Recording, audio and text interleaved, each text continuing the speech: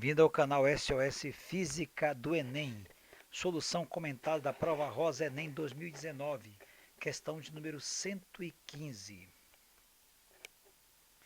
Essa questão retrata o tema força no campo magnético ou força sobre cargas elétricas em movimento no campo magnético. O espectrômetro de massa de tempo de voo é um dispositivo utilizado para medir a massa de íons. Nele, um íon de carga Q é lançado em uma região do campo magnético constante B, descrevendo uma trajetória helicoidal conforme a figura. Essa trajetória é formada pela composição de um movimento circular uniforme no plano YZ e uma translação ao longo do eixo X. A vantagem desse dispositivo é que a velocidade angular do movimento helicoidal do íon independe de sua velocidade inicial. O dispositivo então mede o tempo de voo para n voltas do íon. Logo, com base nos valores Q, B, N e T, pode-se determinar a massa do íon. A massa do íon medida por esse dispositivo será, durante o movimento circular uniforme, já que a questão versa que esse movimento helicoidal pode ser decomposto em dois movimentos, o movimento circular no plano XZ e o movimento uniforme no plano X. Podemos então dizer o seguinte, que se o movimento é circular, existe uma força atuando sobre a carga durante o movimento, mantendo esta carga presa à trajetória circular. E, obviamente, essa força, por estar no movimento circular, ela é uma força de natureza centrípeta. Mas esta força, ela existe por conta da interação do movimento e do campo. Uma carga elétrica, quando se movimenta em um campo magnético, sobre essa carga em movimento passará a atuar uma força magnética perpendicular tanto ao campo quanto à direção da velocidade. Portanto, como o campo é perpendicular ao plano do movimento circular, a velocidade também é perpendicular ao campo, então, por uma das regras, seja a regra da mão esquerda, a regra do tapa com a mão direita, podemos definir para onde vai atuar essa força. Só que para esse cálculo é tão importante de sabermos para onde que está a força, porque só tem um lugar para onde ela vai apontar, para o centro da curva, porque senão o movimento não seria circular. Então, se observarmos frontalmente, ou seja, a direção olhando para o plano YZ, veremos o movimento da carga nesse sentido.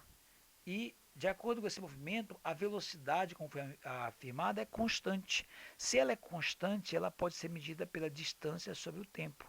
Acontece que no movimento circular uniforme, a distância a ser calculada e o tempo depende de alguns fatores. Por exemplo, o tempo, ele disse que depende do número de voltas, n vezes, aí nós chamamos aqui o tempo como n vezes t. N é o número de volta e t é o tempo de cada volta. Então, para 5 voltas, ele terá 5 voltas vezes o tempo de cada uma. Considerando essa situação, podemos dizer que t é o tempo de uma volta, que é chamado de período. Então, podemos isolar o t e dizer que o t é o tempo total pelo n. Assim, podemos escrever a expressão da velocidade substituindo a distância em uma volta por 2π vezes r, que é o comprimento da circunferência, e o tempo que ele vai gastar para percorrer uma volta é o período. Isolando a expressão VR, vamos já saber por quê. A VR, que são as grandezas, por exemplo, R é constante, mas a velocidade depende do raio também, né? Então, isolando, VR é 2π sobre t. E observa como t é tzinho sobre n, substituindo aqui o t, nós teremos v sobre r 2πn sobre t, porque vamos inverter o t ali, né? Daí, não podemos esquecer, lembra da força que falamos, a força que mantém a partícula presa à curva, ela é centrípeta, mas a natureza dessa força é magnética, ela surge por conta da interação entre a carga e o campo.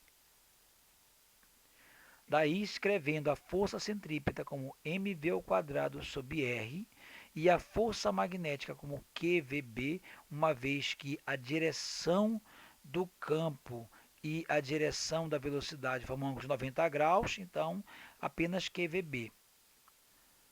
Simplificando a velocidade, teremos que m vezes v sobre r igual a QB. Como separamos o v sobre r, podemos substituí-lo aqui na expressão direto. Daí, m vezes 2πn sobre t igual a QB. Como queremos a massa, basta separarmos passando o t multiplicando e dividido por 2πn. Daí teremos que a massa será QBT sobre 2π vezes n. Se observarmos, essa coincide com a alternativa letra A. É isso aí, espero que essa solução possa ter lhe ajudado a entender esta questão. Caso tenha gostado do vídeo, deixe seu like ou então seu dislike, caso não tenha gostado. Se inscreva no canal, caso ache necessário. Até a próxima!